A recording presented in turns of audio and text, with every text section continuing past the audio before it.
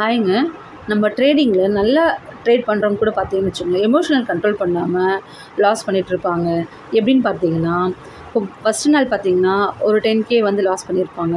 அதை ரெக்கவர் பண்ணுறேன்னு சொல்லிட்டு போயிட்டு வந்த ப்ராஃபிட்டுமே புக் பண்ண மாட்டாங்க. அந்த 10K வந்தால் தான் நம்ம வந்து ப்ராஃபிட் புக் பண்ணணும்னு சொல்லிட்டு, இப்போ ப்ராஃபிட் பார்த்தீங்கன்னா ஒரு 9000 அப்படியே வந்து ரன் ஆகிட்ருக்கும். ஆனால் அவங்க அதையுமே க்ளோஸ் பண்ணாமல் வந்த ப்ராஃபிட்டே மைனஸ் ஆகிற வரைக்கும் வெயிட் பண்ணி கடைசியில் பார்த்தீங்கன்னா அவங்க லாஸில் தான் அந்த ட்ரேடை க்ளோஸ் பண்ணியிருப்பாங்க. இதுதாங்க எமோஷ்னல் ட்ரேடு. ஃபஸ்ட்டு என்ன தான் நம்ம நல்லா கற்றுக்கிட்டு ட்ரேட் பண்ணாலுமே எமோஷ்னல் கண்ட்ரோல் பண்ணணுங்க. ஒரு டிசிப்ளினான ஒரு ட்ரேட் பண்ணணுங்க. எப்போவுமே நம்ம லாஸை ரெக்கவர் பண்ணுறோன்னு சொல்லிட்டு ஒரு மைண்ட் செட்டில் போகவே கூடாதுங்க.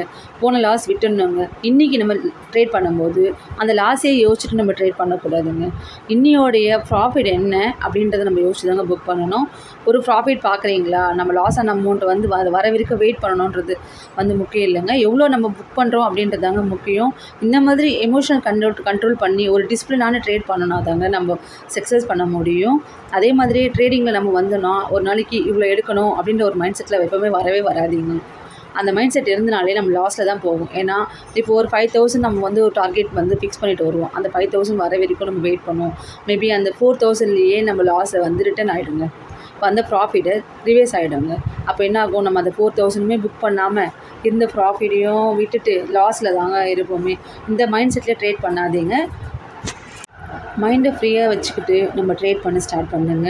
எப்போவுமே எமோஷ்னலாக நம்ம போய் ட்ரேட் பண்ணோன்னா கண்டிப்பாக அது லாஸில் தாங்க முடியும்.